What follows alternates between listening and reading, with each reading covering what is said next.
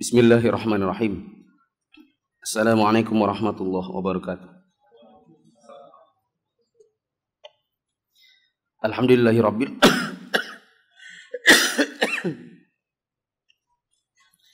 Alhamdulillahirabbil alamin wassalatu wassalamu ala asyrafil anbiya wal mursalin wa ala alihi wa ashabihi ajmain.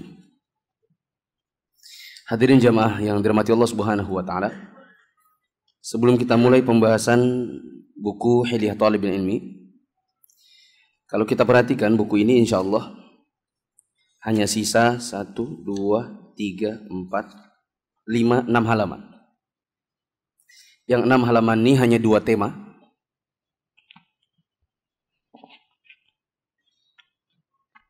Yang mungkin 2 tema ini habis dalam kurang lebih 3 atau 4 pertemuan.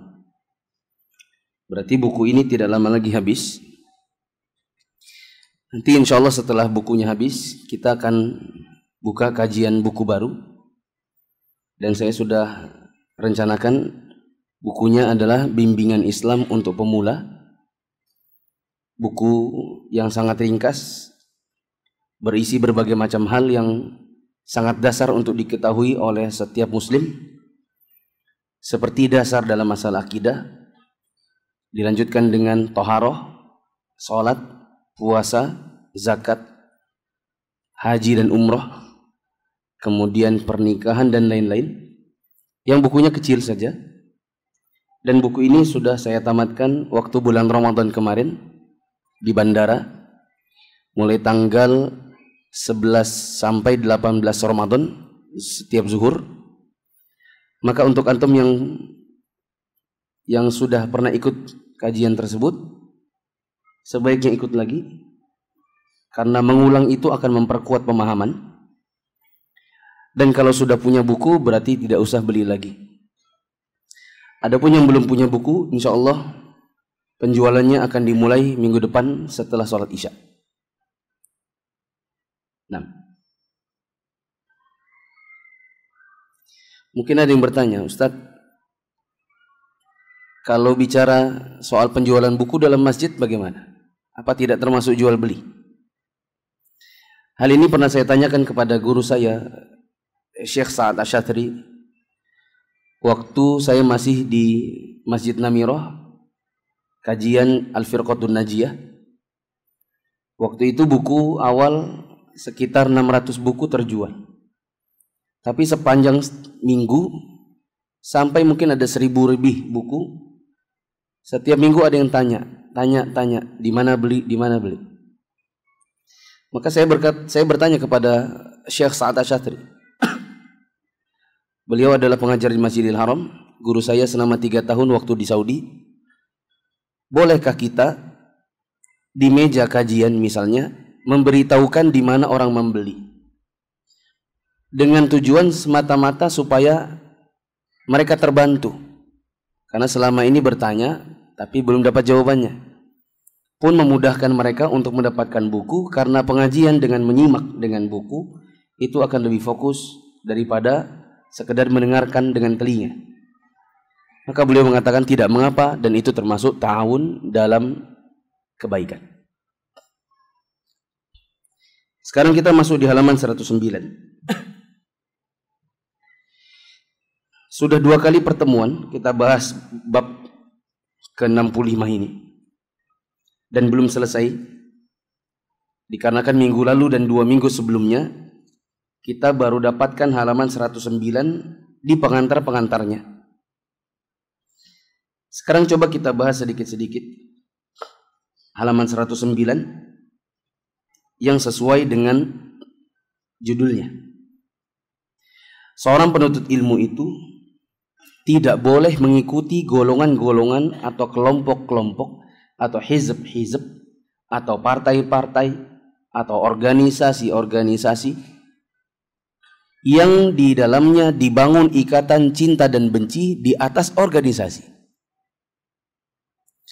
Mengikuti keorganisasian, yayasan, kepanitiaan, atau apapun yang memiliki struktur, bila ini dibangun di atas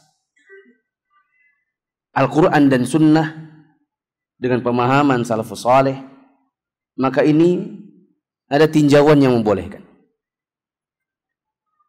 Tetapi bila kelompok tersebut, struktur-struktur tersebut terbentuk dengan satu visi yang dibangun bukan di atas Al-Quran dan Sunnah, melainkan hal-hal yang lainnya, lalu setiap yang mengikuti di dalamnya, mereka cinta sesama anggotanya karena visi tersebut, dan membenci yang di luar dari anggotanya karena tidak mengikuti visi tersebut, meskipun yang di luar anggotanya adalah orang sesama muslim, bahkan mengikuti Al-Quran dan Sunnah, maka ini adalah golongan-golongan yang tidak boleh untuk diikuti seorang penuntut ilmu. Langsung saya beri contoh saja.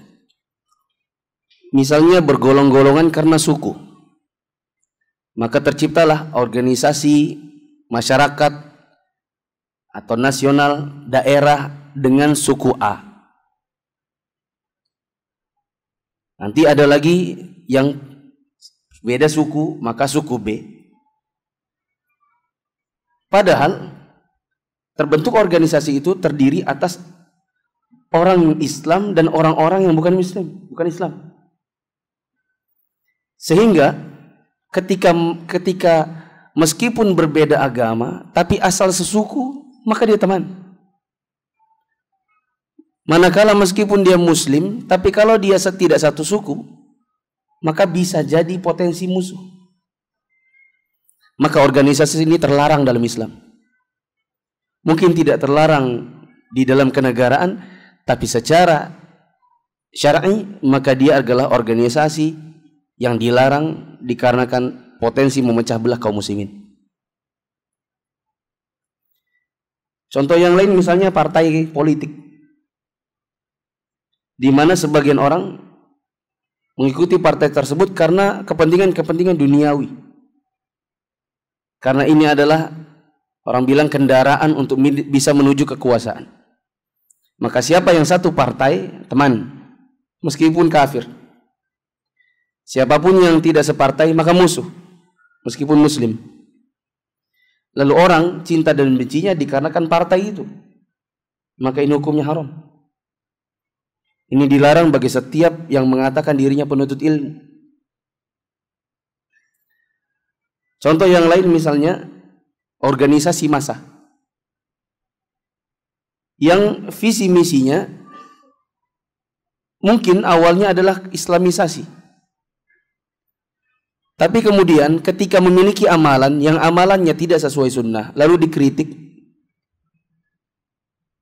timbul rasa benci kepada yang mengkritik, semata-mata karena tak sesuai dengan keputusan organisasi. Misal di antara kritik-mengkritik antara ormas dengan dalil syar'i, penentuan 1 Zulhijjah, penentuan 1 Ramadan, penentuan 1 Syawal. Sebagian orang ada yang mengikuti keputusan organisasi, bukan mengikuti dalil syar'i. Kalau dalil syar'i, ru'yah. Nabi SAW mengatakan, sumu li ru'yatihi wa aftiru li ru'yatihi. Berpuasalah kalian karena melihat hilal. Berbukalah kalian, yakni bersyawallah, Idul Fitri lah besok atau tidak besok dengan melihat hilal. Sedangkan organisasi keputusannya adalah misalnya pakai hisab. Lalu ketika ada yang mengkritik keliru menggunakan hisab karena A, B, C, D, maka sebagian orang yang mengikuti organisasi tersebut tidak senang dengan kritikan ini. Mereka lebih suka membela organisasinya, lebih senang mengatakan tapi keputusan DPP saya mengatakan, ketimbang melihat dalil syar'i yang dibawakan oleh pengkritiknya. Maka akhirnya berorganisasi seperti ini membangun cinta dan bencinya bukan di atas Al-Quran dan Sunnah, tetapi dibangun di atas visi organisasi. Maka yang seperti ini sikap yang diharamkan di dalam Islam. Ini termasuk hizbiyah namanya. Apa dalil-dalil yang mengharamkannya? Ini lagi-lagi pengantar dan belum ada di sini. Silakan catat surat Al-Imran ayat 103. Bila antum bawa Al-Quran atau HP di Al-Quran, langsung dibuka. Allah Subhanahu wa taala berfirman, wa'tasimu bihablillahi jami'an wa la tafarraqu. Ali Imran 103. Surat Ali Imran ayat 103, Allah mengatakan, berpegang teguhlah kalian kepada tali Allah dan jangan berpecah belah. Ini adalah dalil larangan orang membuat kelompok-kelompok yang kelompok-kelompok ini tidak mengikuti Al-Quran dan Sunnah. Dikarenakan Allah memulai ayatnya tadi dengan kata-kata wa'tasimu bihablillah. Berpegang teguhlah kalian kepada tali Allah, yaitu Al-Quran dan Sunnah, wala tafarraqu, dan janganlah kalian berpecah belah. Yakni berpecah belah menjadi kelompok-kelompok yang tidak mengikuti tali Allah, yaitu Al-Quran dan Sunnah.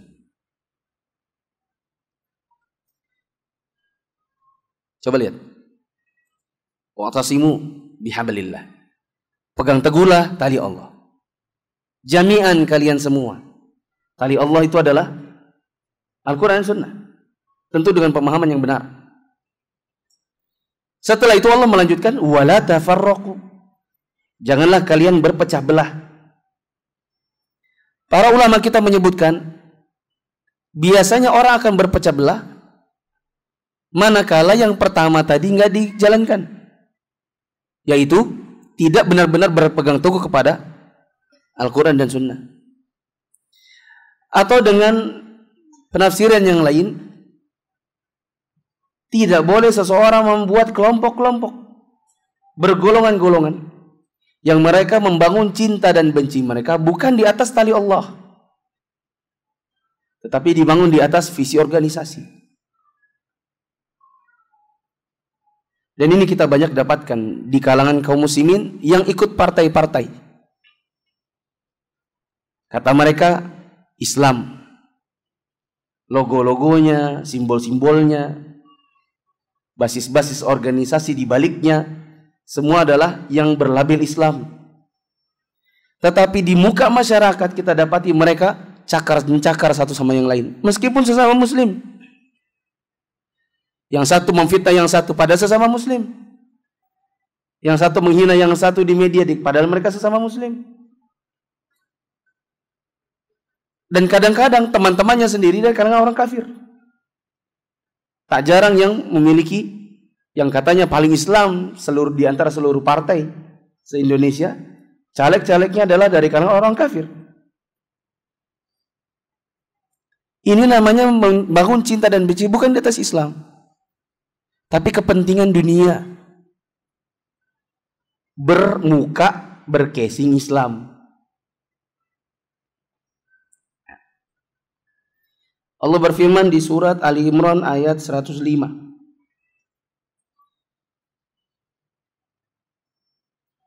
Wala takunu kalladzina tafarraqu wa ikhtalafu min ba'di ma ja'ahumul bayyinat wa ulaika lahum 'adzabun 'adzim. Janganlah kalian, kata Allah, kata-kata jangan dilarang berarti, dan hukum asal larangan itu adalah haram. Hukum asal sebuah larangan di dalam dalil itu adalah haram, sampai ada dalil yang memalingkannya, menurunkan hukum dari haram menjadi sekedar makruh. Allah mengatakan jangan, hukum asalnya haram. Jangan apa? Janganlah kalian seperti orang yang suka berpecah belah, yang mereka saling berselisih, padahal sudah datang kepada mereka ilmu, penjelasan dari Al-Quran dan Sunnah. Bagi mereka, orang-orang ini disediakan azab yang pedih. Ini menunjukkan kepada kita bahwa Al-Quran dan Sunnah itu pada dasarnya sudah menjelaskan bahwa tidak ada persatuan kecuali bila dibangun di atas Al-Quran dan Sunnah itu sendiri. Dan manakala Anda bersatu di atas yang selainnya, maka biasanya Anda akan saling berselisih dan berpecah belah. Sebagaimana kita dapati orang-orang di zaman ini.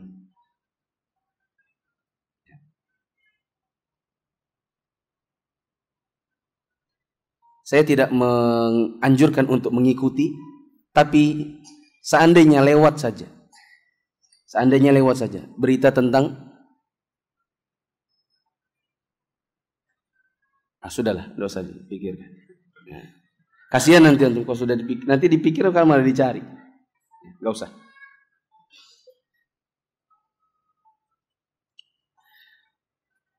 Nah, jamaah yang dirahmati Allah Subhanahu wa taala, ini adalah di antara dalil yang melarang kita bergolongan-golongan yang golongan itu dibangun di atas Al-Qur'an Sunnah.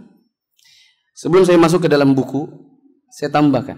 Mungkin ada yang berpikir, terus kalau yayasan-yayasan itu gimana, Ustaz? Yayasan itu bukannya juga struktur, betul. Yayasan itu bukannya juga golongan, iya. Terus itu berarti nggak boleh juga. Balik lagi. Setiap golongan yang dibangun bukan di atas Al-Quran Sunnah, maka haram.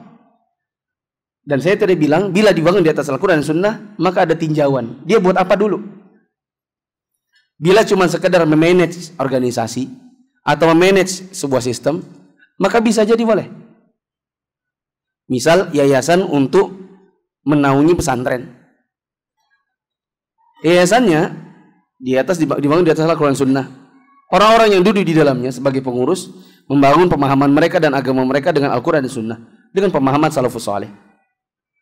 Kemudian yayasan ini digunakan untuk mencari dana, untuk mengelola dana yang ada, diteruskan kepada pesantren. Di dalamnya ada santri.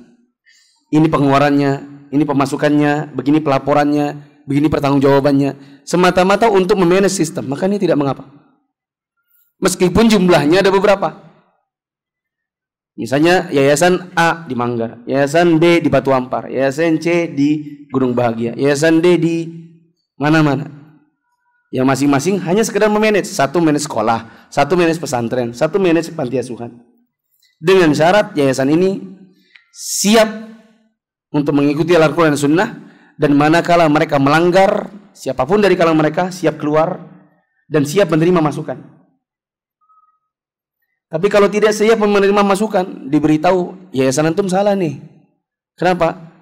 Soalnya yayasan antum ini misalnya mendatangkan tokoh-tokoh kesesatan untuk dimasukkan ke pesantren. Ditentang kita dengan Al-Quran dan Sunnah. Maka siap harus menerima masukan tersebut. Ya. Kalau gini, oh sudah ini yayasan kami, nggak usah ikut campur. Berarti ternyata pengelolanya bukan sesuai dengan Al-Quran dan Sunnah. Ya, tetapi semata-mata kepentingan-kepentingan pribadi atau golongan. Halaman 109 paragraf ketiga.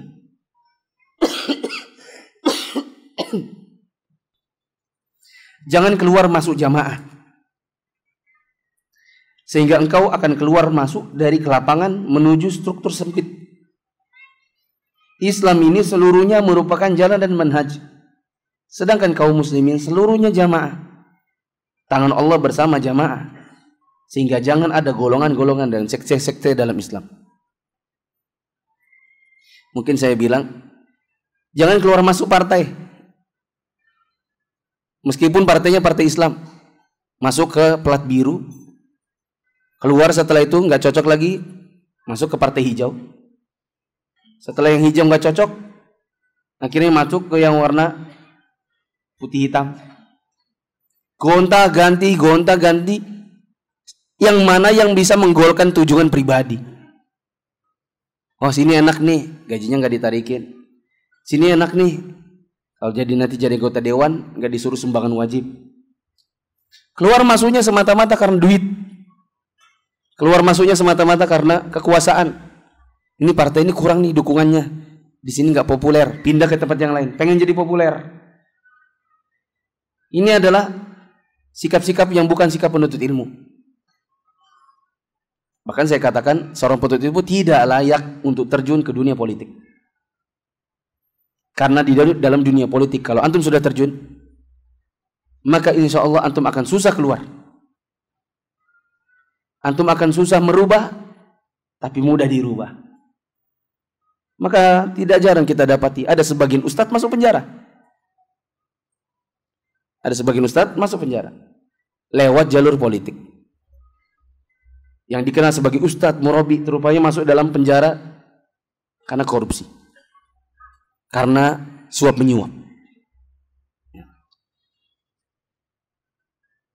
Aku memohon kepada Allah agar melindungi kalian dari terpecah-pecah, sehingga kalian bisa menjadi mangsanya firqah-firqah, golongan-golongan, madhab-madhab batil, dan sekte-sekte ekstrim yang menjadi landasan ikata wala dan barok.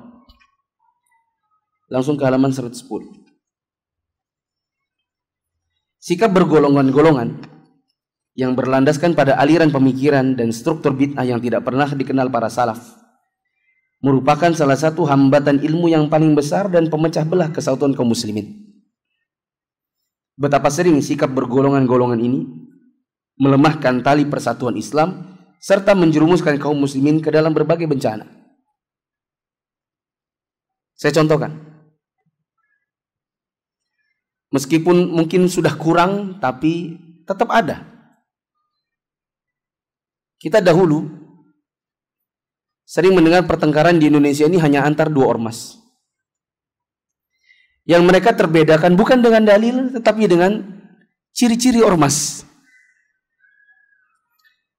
Misalnya dibedakan karena yang satu ormas ini punya fatwa nggak kunut, yang satu kunut. Kalau ikut ormas itu tarawihnya 8, kalau ikut ormas yang ini tarawihnya 23. Ustadz di ormas itu songkoknya itu hitam-hitam tapi pendek. Kalau yang sebelah situ hitam dan tinggi-tinggi. Jangan ikut ormas itu, karena dia kalau salam dia cuman assalamualaikum warahmatullahi wabarakatuh. Untuk membedakannya, siapapun yang ormas ini maka salamnya harus pakai ta'ala. Assalamualaikum warahmatullahi ta'ala wabarakatuh. Lebih ke arah sana, lebih ke arah ormas. Sehingga dulu saya sering mendengar, bahkan pernah dengar ketika saya lewat, ada beberapa anak kecil, saya lewat di hadapan mereka, cewek-cewek umur-umur kelas-kelas 5. Saya tahunya dikarenakan sebagian dari mereka ikut waktu saya dulu pernah bikin kursus bahasa Inggris. Ada yang nyeletuk dan kedengaran suaranya. Itu nak kamufle. Kamufle itu Muhammadiyah. Kata mamaku dia Muhammadiyah. Sebenarnya ini bukan lucu ya, anak kecil kelas 5 tahu apa mereka tentang Muhammadiyah atau NU. Tapi kalau saya ingin berbalik, terus kalau seandainya Muhammadiyah bukan Muhammadiyah, terus harus apa? Sehingga nanti perkembangannya adalah berarti kita ini terpecah belahnya hanya karena label ormas. Sementara kita itu lebih pantas untuk berpecahnya pada dalil. Siapa yang Al-Quran dan Sunnah maka dia benar. Siapa yang menyimpang dari Al-Quran dan Sunnah maka dia salah. Apapun ormasnya. Ya. Nanti kalau sudah malam Idul Fitri, kelahi. Karena yang satu mau malam ini, yang satu masih 2 hari lagi. Yang saya pernah dengar dan sangat lucu. Saya bilang, saya mengikuti pemerintah dikarenakan bukan semata-mata soal pemerintahnya, tetapi karena dalilnya. Dalilnya adalah berpuasa karena melihat hilal, berbuka karena melihat hilal. Walhamdulillah pemerintahnya lihat hilal. Maka saya ikuti bahwa saya akan berpuasa atau berhari raya nanti ngikuti keputusan pemerintah. Lalu ada celutukan, iya soalnya kan kemenaknya NU. Sehingga yang dilihat bukan karena dalil. Ini sentimen organisasi. Yang menentang tentu yang menggunakan hisab. Kebetulan hisab ini yang menggunakan adalah ormas yang lain yang tidak diyakini, yang tidak menaungi sang menteri Kemenak. Menteri apa? Menteri Agama. Iya, MUI-nya itu kan dominasinya orang-orang yang itu, bukan organisasi yang ini. Coba organisasinya kita, maka kita akan bikin hisab. Saya bilang inilah yang namanya hizbiyah. Jadi membangun amalan itu bukan dikarenakan dalil. Dibangun amalan itu dikarenakan semata-mata sentimen organisasi. Dan yang seperti ini sedikit banyak memecah belah kaum muslimin. Ada imam di salah satu tempat pernah cerita ke saya, dia berasal dari Madura. Dia bilang dulu waktu kecil orang cuma bertanya, kamu Islam apa Muhammadiyah? Bayangkan. Di tempat saya dulu kecil, kalau ada amalan mungkin yang gak sesuai dengan masyarakat, pertanyaan orang, kamu Islam atau Muhammadiyah? Seolah-olah Muhammadiyah itu bukan agama Islam. Tapi saya yakin pertanyaan itu semua dibangun di atas sentimen organisasi. Bukan dibangun di atas Al-Quran dan Sunnah. Sehingga kaum muslimin terpecah.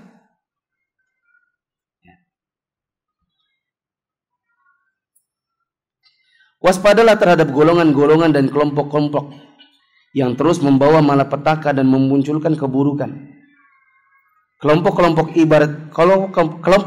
itu ibarat talang yang menghimpun air keruh dan dibuang secara sia-sia. Cuman dihimpun lalu dibuang. Kecuali untuk orang-orang yang dirahmati Allah, yang berpedoman kepada apa yang diajarkan Nabi dan para sahabatnya. Antum lihat,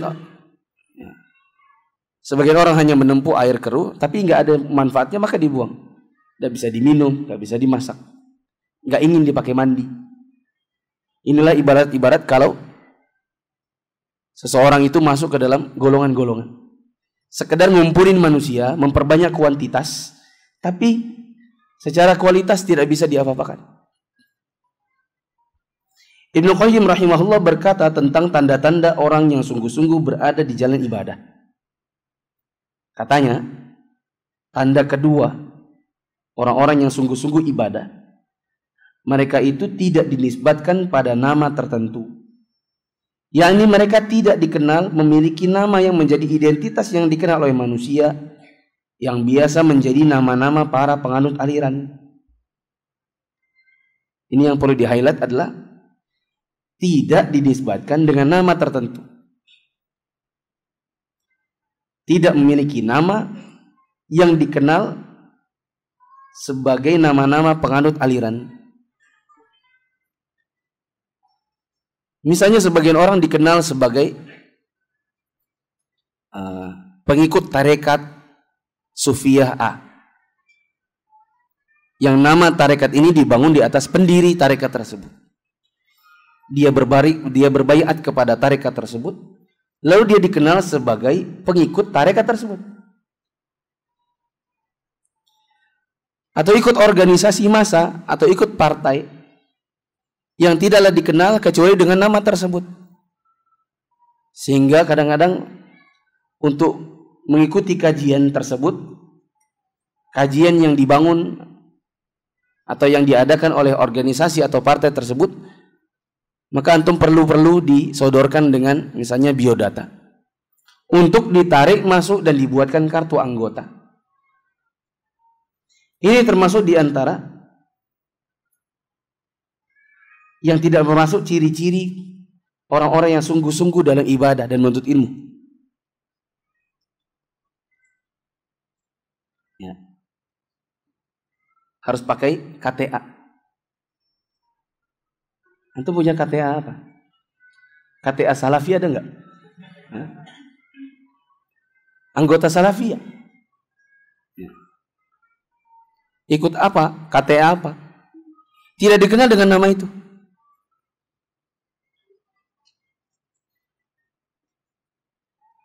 Di samping itu, mereka tidak terikat dengan satu amalan yang membuat mereka dikenal dengan nama amalan itu saja. Karena ini merupakan penyakit dalam ibadah, yaitu ibadah terbatas. Adapun ibadah yang sifatnya mutlak, pelakunya tidak akan disebut dengan sebutan tertentu sesuai dengan nama amalannya. Coba lihat. Tidak terikat dengan sebuah amalan yang orang kenal dia dengan amalan tersebut.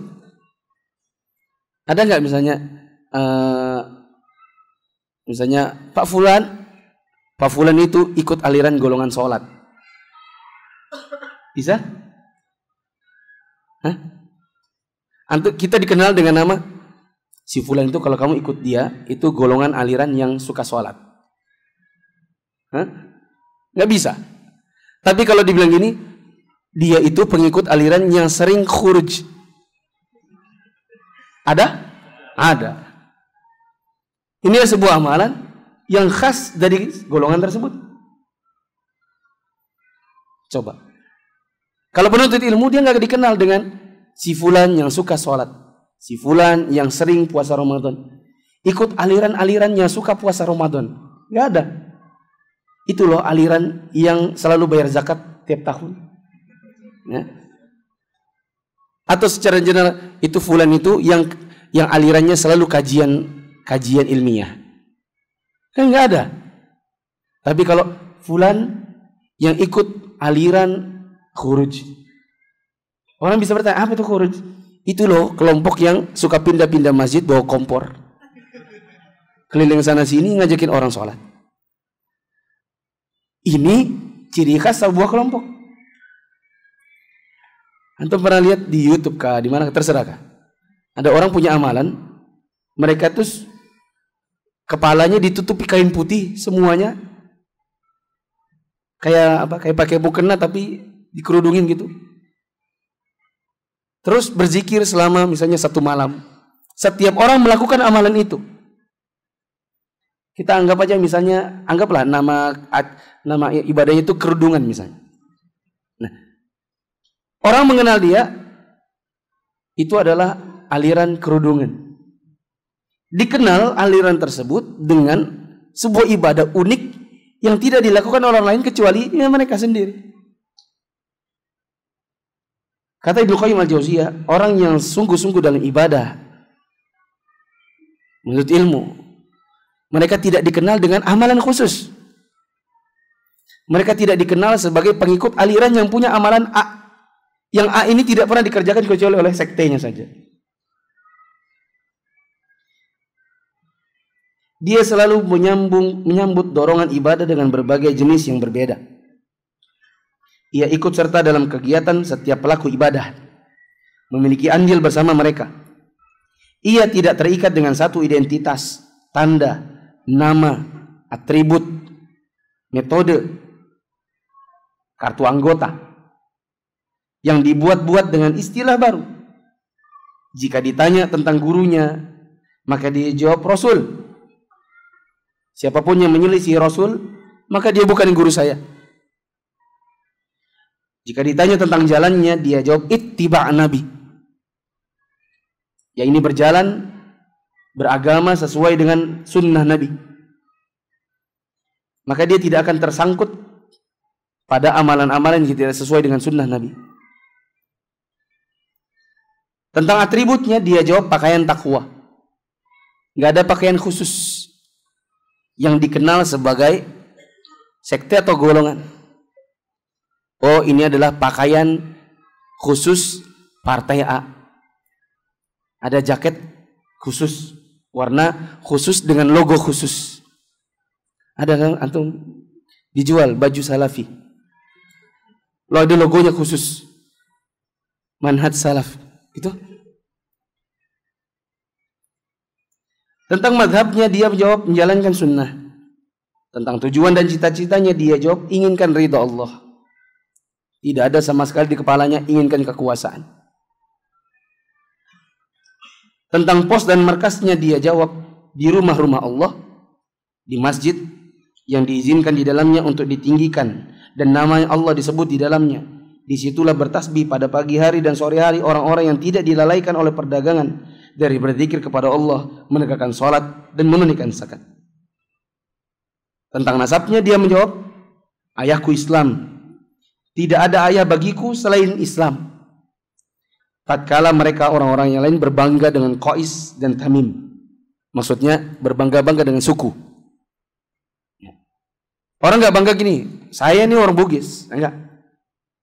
Itu tidak pantas bagi orang Muslim. Jangan sembarang ya, saya ini orang Bugis loh. Tersinggungnya karena suku. Jangan sembarangan bicara ya. Nah, anggaplah saya contohkan misalnya begini. Di daerah Banjarmasin ada sebagian tempat-tempat syirik. Dan itu nyataannya. Dan tidak pantas bagi setiap yang mengaku Muslim lalu bertersinggung mengatakan, saya orang Banjar loh. Jangan bilang syirik-syirik ya. Sampai ini nggak dengar apa kata-kata saya. Di Banjarmasin ada sebagai tempat yang merupakan tempat syirik. Saya nggak bilang orang Banjar semuanya syirik. Kalau seandainya tersinggung dikarenakan tersebut sukunya, maka ini hizbiyah namanya. Inilah perilaku-perilaku yang bukan perilakunya orang muslim yang seharusnya. Karena orang itu dia harusnya beragama, ayahnya Islam, tidak berbangga dengan suku. Maka adalah sangat tercela apabila ada pertengkaran atau tawuran antar suku. Padahal yang dibunuh di depannya sama-sama Islam. Banyak kejadian seperti ini. Seperti dulu di Madura, di Sampit. Orang Dayak lawan Madura. Betul-betul hanya karena suku. Tidak lihat lagi agama. Sehingga tak jarang orang memenggal kepala, ya sebenarnya saudaranya sesama muslim. Ya. Mereka bilang ini parang bisa melayang sendiri. Disumpah-sumpahi, dijampah-jampahi, dimantra-mantrai. Setiap yang sukunya misalnya Madura, dilempar nanti terpenggal kepalanya satu-satu. Entah ini nyata, entah ini adalah sekedar bergagah-gagahan dengan suku saja.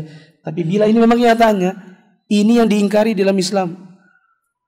Karena kita harus bersatu di atas Islam itu sendiri, nggak boleh dengan suku-suku.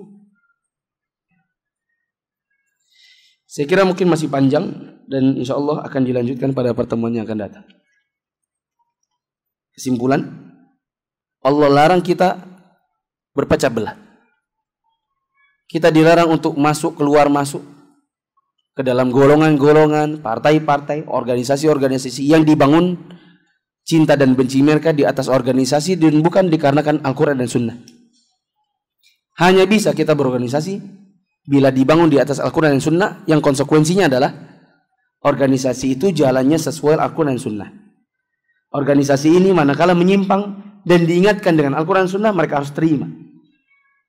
Tidak boleh ada sentimen-sentimen yang sifatnya lebih ke suku, organisasi, sehingga manakala diberitahukan tentang dalil syar'i, mereka tolak lantaran tidak sesuai dengan kesukuan dan semangat organisasi tadi.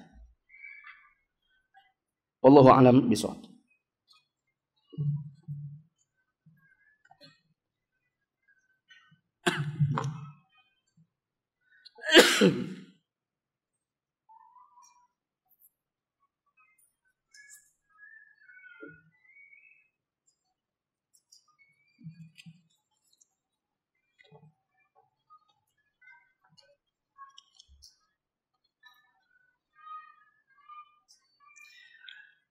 Insya Allah anak hendak melamar anak fulan dan insya Allah anak bapak fulan solihah.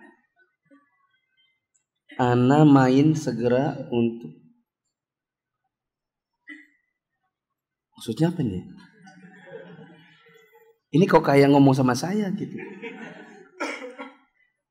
Saya baca apa adanya ya. Insya Allah ana hendak melamar anak fulan dan insya Allah anak bapak fulan solihah. Oh ya, mungkin bapaknya di sini, anaknya di belakang situ. Dan ini adalah sinyal-sinyal, kode keras. Ya. Anak ingin segera melamarnya, tetapi akhwat tersebut ingin menunggu bapak fulan pulang haji. Dan anak disampaikan oleh akhwat tersebut, jika tidak ingin menunggu, silakan cari akhwat yang lain. Masih mau.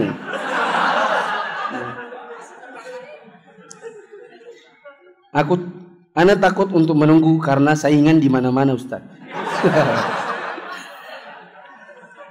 Mana coba lihat muka antum kayak apa sih? Nah. Gini, maksudnya gini. Kalau antum high quality jomblo, antum ditunggunya insya Allah. Makanya saya mau lihat mukanya kayak apa kan? Nah. Kalau saya dulu banyak yang nunggu. Ya kalau saya pulang haji kan gak lama. Dia bilang kan, tunggu bapak. Bilang gak mau nunggu, cari aja yang lain. Antum, saya takut karena saingan di mana-mana. Berarti kan antum yang mau sama dia ngebet. Kalau gitu sabar dulu. Insya Allah besok tanggal 8 Zulhijjah. Tapi kalau di Saudi sudah wukuf, kemudian tanggal 10 Zulhijjah, 3 hari kemudian orang sudah mulai start pulang. Siapa tahu bapaknya pulang seminggu lagi. Ya sudah, tunggu saja dulu. Cuman bapaknya ini kapan hajinya? Tahun 2021 kayaknya. Kalau kelamaan cari yang lain. Ustaz, kata akhwatnya, nunggu bapaknya pulang haji. Kapan hajinya? Masih antri 20 tahun lagi. Jangan kalau gitu.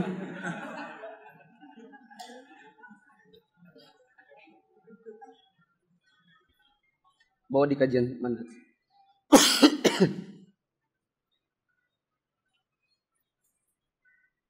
Bagaimana adab terbaik dalam menyikapi beragam pandangan yang muncul dari berbagai ulama di zaman ini? Yang terbaik adalah lihat dalil. Karena setiap dari para ulama tentu mengemukakan alasan. Dan kita tidak melihat sentimennya ke arah ulama favorit atau ke ustadz favorit, tapi ke dalil yang dibawakan ustadz itu. Sehingga kalau dalilnya lemah, maka antum akan tolak meskipun yang bilang ustadz favorit. Dan bila dalilnya kuat, maka antum akan ikuti meskipun antum gak ngaji sama dia. Yang terpenting itu dalil di baliknya. Sebagian orang ketika dikritik ustadznya karena bertentangan dalilnya, dia lebih milih, loh ustadz saya tersinggung kalau ustadz saya ini dikritik. Akhirnya membela membabi buta. Sudah babi buta. Padahal nyata dengan dalil ustadznya salah. Ya. Saya contohkan misalnya, saya bilang ada sebagian ustadz yang mungkin merasa ingin gaul dengan yang lain, sehingga menggunakan istilah-istilah yang aneh-aneh, yang kadang-kadang nyerempet masuk ke dalam hal-hal yang terlarang secara syar'i, seperti mengatakan Allah maha keren, Allah maha asyik, ya. Allah itu ngejapri Allah. Emang Allah pengguna Twitter? Ya. Mention apa? Menggunakan istilah-istilah yang nyerempet ke asma wa sifat. Ketika dikritik, sebagian orang tidak terima dikarenakan itu ustadz favorit. Tidak dilihat soal apa? Dalil. Bahwa bila mereka adalah orang-orang yang betul-betul belajar akidah dengan benar, mereka akan dapati bahwa tidak boleh menetapkan asma dan sifat yang Allah tidak tetapkan untuk dirinya. Tidak ada istilah Allah maha keren. Gak ada namanya Allah maha asyik. Kita hanya bisa menetapkan nama dan sifat Allah yang Allah tetapkan untuk dirinya. Jangan mengada-ngada. Agama ini tauqifiyah, berhenti pada dalil. Dan kalau sudah dikritik ustadz kita lihat, oh dalilnya memang begitu. Ya sudah, jangan membabi buta membela. Ya, malah menghina yang mengkritiknya. Dan saya tidak katakan bukan cuma dia saja, bukan orang-orang ustadz itu, kepada saya juga. Seandainya anggaplah saya memiliki pendapat, yang pendapat itu dibantah oleh ustadz yang lain, yang ustadz tersebut mengemukakan dalil, yang dalil itu lebih kuat, maka tinggalkan saya. Nah, meskipun yang bicara adalah ustadz nasional, ngisi daurah kemana-mana, dan beliau memiliki pengikut ribuan, sekali daurah membludak, tidak sama pendapatnya dengan ustadz lokal. Yang ustadz lokal ini kalau ngisi kajian paling 2 soft. Tetapi ustadz lokal tersebut membawakan dalil yang jelas, nyata benarnya, nyata sahihnya yang bertentangan dengan ustadz terkenal, maka tinggalkan ustadz terkenal. Patok agama antum pada dalil, bukan pada senioritas, bukan pada mana yang lebih tua, bukan pada mana yang lebih terkenal, mana yang lebih favorit, mana yang lebih gaul atau yang semacamnya. Ya. Azan. Nanti saya kasih contoh setelah azan. Misalnya pertentangan pada masalah kita ini mau ikut Arafah kah atau 9 Zulhijjah kah untuk puasanya, dan kapan kita beridul adha. Saya beri contoh, misalnya anggap saja ustadz terkenal berpendapat, ini suara luar ya, suara luar kedengaran jelas. Anggaplah misalnya ustadz terkenal mengatakan ikut wukuf Namanya juga puasa Arafah. Berarti ikut wukuf di Arafah. Alasannya adalah karena ikut Arafah. Lalu sebagian ustadz yang lain yang tidak terkenal mengatakan mengikuti tanggal di tempat. Bila di tempat antum tanggal 9 Zulhijjah adalah hari setelahnya yang wukuf, berarti antum puasanya adalah setelah wukuf. Maksudnya hari setelahnya. Seperti yang sekarang ini. Nanti lebarannya ikuti pemerintah. Bukan karena semata-mata pemerintah, tetapi juga karena dalilnya adalah soal ru'yah. Nah, di dalam pertentangan ini, kewajiban kita sebagai penuntut ilmu adalah melihat kemana dalil yang lebih kuat. Dan memang ini adalah dalil yang memang masing-masing sama-sama kuat. Setelah itu, berkeyakinan dengan mana yang lebih kuat ditinjau dengan berbagai hal yang lain. Misalnya dalil tentang berpuasanya ikut 9 Zulhijjah adalah dikarenakan bila ternyata ada peperangan, anggaplah terjadi perang dan diserbu orang-orang yang diwukuf, yang lagi wukuf, dan mereka berlarian, maka puasa tetap akan terjadi meskipun tak ada wukuf. Seandainya saja misalnya ada musuh menyerang orang-orang yang sedang wukuf, anggap seperti itu, maka puasa tetap akan berlangsung. Berarti yang lebih tepat adalah puasanya mengikuti 9 Zulhijjah dan bukan mengikuti wukuf. Ini pertanyaan ini berarti sudah terjawab. Kalau pemerintah hari apa? Rabu ya. Dan Saudi Selasa, Idul Adhanya. Maka berpuasalah di hari Selasa dan berhari Idul Adha di hari Rabu. Bila antum mau untuk lebih hati-hati, maka berpuasalah hari Seninnya juga. Ada ikhwan dan akhwat yang suka chatting. Ketika anak nasihati malah tidak mau dengar, padahal sudah sama-sama ngaji sunnah. Mohon nasihatnya. Nasihatnya bukan untuk antum, tetapi kepada yang begitu. Siapa tahu orangnya ada di sini. Ya, ikhwan yang suka chattingan dengan akhwat, ketahuilah bahwa itu dilarang dalam agama. Dan saya yakin antum kalau sudah ngaji sunnah pasti tahu. Cuma antum masih mau melanggar gitu. Hentikan yang seperti itu. Itu tidak pantas bagi seorang penuntut ilmu. Chatting dengan akhwat itu tidak menjaga hati namanya. Menjerumuskan diri kepada perzinahan, minimal zina jari. Karena zina nggak mesti kemaluan. Zina bisa dengan lisan, bisa dengan telinga, bisa dengan tangan, dengan jari antum pun bisa. Ya.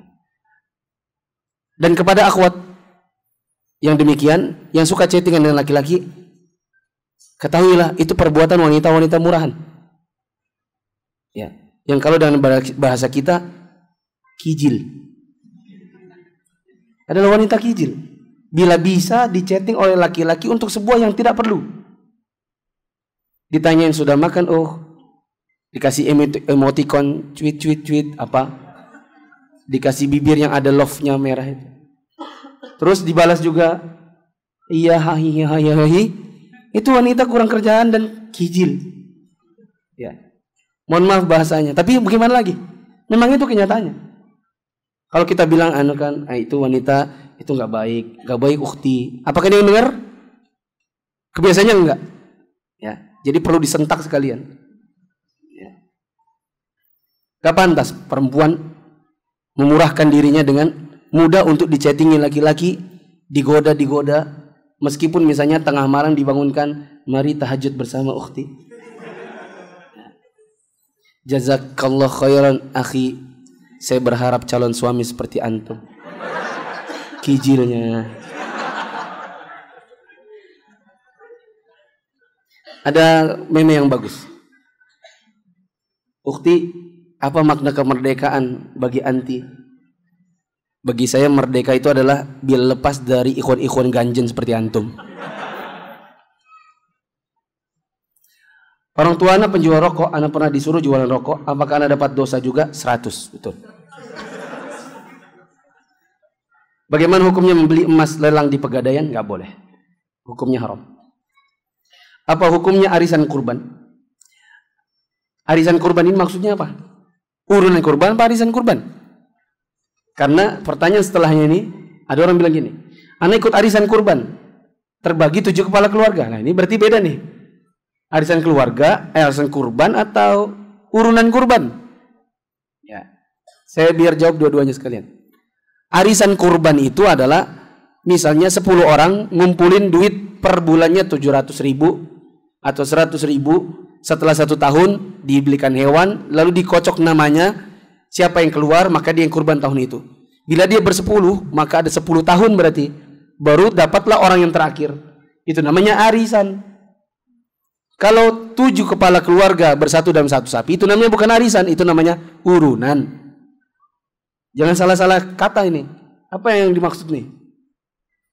Kalau yang dimaksud adalah yang pertama, sekian orang ngumpulin duit, cicil-cicil sebulan, 1 tahun dikocok namanya, maka saya katakan jangan. Gorornya tinggi. Apa itu? Pertama, antum mau berapa orang arisannya? Ini Ustaz bersepuluh. Berarti orang ke-10 dapatnya 10 tahun lagi. Harga kambing di tahun ini akan jauh lebih murah ketimbangnya 10 tahun lagi. Karena negeri kita ini kena inflasi karena riba. Karena negeri kita di riba, maka akan ada inflasi. Karena inflasi, maka donat tahun 99 dengan donat tahun 2020 jauh. Nah, apalagi kambing. Karena itu saya katakan jangan. Kalau antum bisa punya duit, antum cicil atau tabung setiap tahun, lalu kemudian antum kurban sendiri, bagus. Bila ada uangnya, alhamdulillah, silakan kurban. Bila tidak ada, lagi nggak cukup duitnya, nggak usah kurban, karena kurban itu wajib bagi yang mampu saja. Jangan urunan, karena gorornya tinggi. Apalagi nanti arisan itu ada unsur-unsur, ya, yang namanya arisan itu orang pertama sampai orang terakhir cicilannya harus sama semua. Cicilan orang pertama yang keluar namanya sampai orang cicilan terakhir sama semua. Bila ada kelebihannya maka jadi riba. Misalnya orang yang ke-10 mengatakan tahun ini kambing harganya jadi 5 juta. Kalau gitu kalian nombokin dong saya. Ditombokin, itu riba jadinya. Karena basicnya arisan itu adalah utang piutang. Utang piutang mana ada kelebihan, apa jadinya? Riba. Dan yang terakhir, saya ini ikut arisan kurban 7 kepala keluarga. Ini sekali lagi bukan arisan, tapi apa?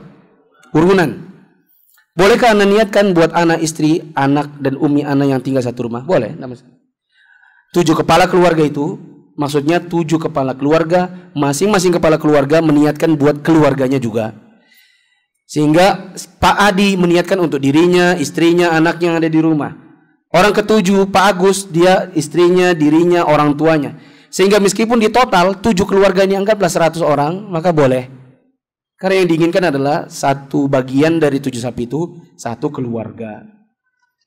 Subhanakallahumma wa bihamdika asyhadu an la ilaha illa anta astaghfiruka wa atubu ilaik. Wassalamualaikum.